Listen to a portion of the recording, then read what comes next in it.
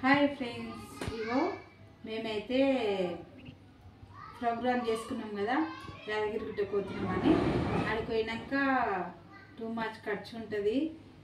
ఒక టిఫిన్ చేయాలన్నా 100 రూపాయలు, ఏదన్నా లంచ్ అన్నం తినాలన్నా 100 రూపాయలు. అన్నంతో తింటే ఏదైనా మిర్చి కానీ, ప్లేటు వడ కానీ, దోశ కానీ, ఇడ్లీ కానీ ఏదైనా తీసుకుని 50 రూపాయలు పక్కది. ఎందుకంటే ఇంతకుముందు పోయినాము, టూ మచ్ రేట్ ఉంటాయి.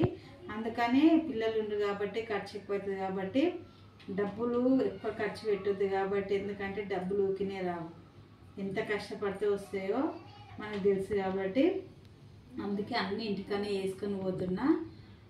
ఇంటికాడ తీసుకోవటానికి ఏమేమి తీసుకుపోతున్నా అంటే, ఇక అన్నం పులిహోర వేసేసిన, ఇక అటుకులు పల్లీలు వేసి ఇవి పోసుకేసేసిన, కారమప్పలు, ఇక మురుకులు, ఇక ఇవి మురుకులే, ఇక పప్పు గట్టి వేసి పప్పుచారు చేసిన, చట్నీ తీసుకోబోతున్నా.